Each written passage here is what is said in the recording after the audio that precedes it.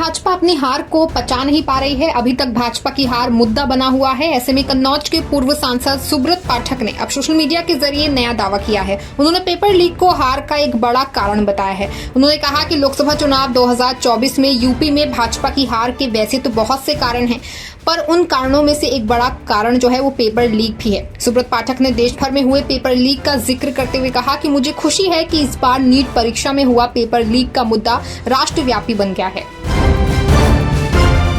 उत्तर प्रदेश के मुख्यमंत्री योगी आदित्यनाथ ने सोमवार को शासन स्तर के वरिष्ठ अधिकारियों के साथ बाढ़ प्रबंधन की तैयारियों को लेकर एक विशेष बैठक की। यूपी सीएम ने बैठक में जनजीवन की सुरक्षा के दृष्टिगत अधिकारियों को आवश्यक दिशा निर्देश दिए। बाढ़ के समय राहत और बचाव के लिए बेहतर कोऑर्डिनेशन और क्विक एक्शन लेने को कहा। बता दें कि यूपी में बाढ़ के मद्देनजर 24 जिले अति संवेदनशील हैं।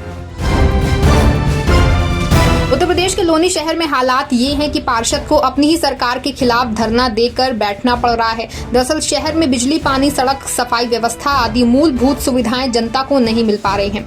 हालत ये है कि इससे निपटने के लिए विपक्ष ही नहीं, अब सत्ता पक्ष के पार्षद भी अपनी ही सरकार के खिलाफ 6 सूत्रीय मांगों को लेकर धरने पर बैठ गए हैं। भाजपा पार्षद ने जनता के लिए ये 6 मांगे रखी हैं। वहीं उन्होंने मांगे पूरी न होने तक अनिश्चितकालीन धरने का ऐलान किया है।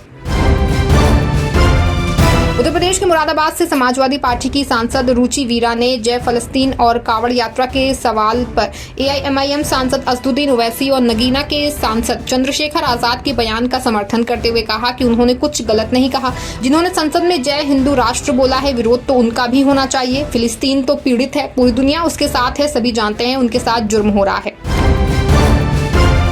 सपा सुप्रीमो और कन्नौज सांसद अखिलेश यादव का आज 52 बर्थडे है। अखिलेश यादव को उनके बर्थडे को लेकर के पिछले 2 दिनों से कार्यकर्ता जश्न के माहौल में हैं। आज भी समाजवादी पार्टी दफ्तर पर अखिलेश यादव का जन्मदिन धूमधाम से मनाया गया। सपा मुख्यालय पर सपा के प्रदेश अध्यक्ष श्याम लाल पाल और मुख्य प्रवक्ता राजेंद्र चौधरी ने सुबह से ही कार्यकर्ताओं के साथ केक काटकर अखिलेश यादव का जन्मदिन मनाया। इसके अलावा कार्यकर्ताओं का फूल माला, गुलदस्ता और अलग अलग तस्वीरें लेकर के सुबह से ही कार्यालय पर पहुंचना जारी है। महाराष्ट्र के उप मुख्यमंत्री देवेंद्र फडणवीस ने पूर्व सीएम दिवंगत वसंतराव नाईक को देश के सर्वोच्च नागरिक सम्मान भारत रत्न से नवाज दिए जाने की मांग की है। उन्होंने आज कहा कि इसके लिए वो केंद्र सरकार से अनुरोध करेंगे। महाराष्ट्र कांग्रेस के अध्यक्ष नाना पटोले ने महाराष्ट्र विधानसभा में वसंतराव नाईक को भारत रत्न देने की मांग उठाई। आज नाईक की 111वीं जयंती है।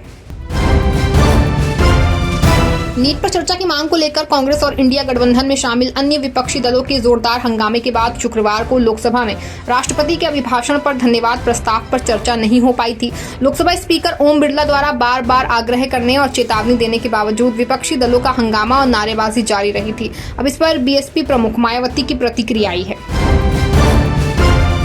मेरठ पहुंचे नगीना से सांसद चंद्रशेखर आजाद ने यूपी की कानून व्यवस्था पर सरकार पर जमकर हमला बोला। उन्होंने कहा कि सत्ता के नेताओं के इस संरक्षण में यूपी की कानून व्यवस्था दम तोड़ रही है।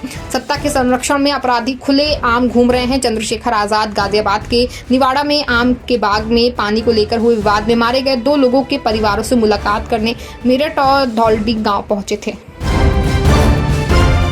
आरएसएस प्रमुख मोहन भागवत ने सुभाष संघ की शाखा लगाई। ध्वज प्रमाण के बाद नियमानुसार शाखा का शुभारंभ किया गया। तत्पश्चात बौद्धिक सत्र का आयोजन हुआ। इसमें प्रांतीय पदाधिकारी भी शामिल हुए। इस दौरान भागवत ने कहा कि संघ की विचारधारा काफी मजबूत है, इससे हम जीवन को सरल बनाते हैं। कहा कि हिंदू समाज उन्नति एकता में ही है, इसे बनाए रखना हमारा लक्ष्य होना चाहिए। उन्होंने छत्रपति शिवाजी और महाराणा प्रताप के जीवन आचरण को अपनाने की अपील की।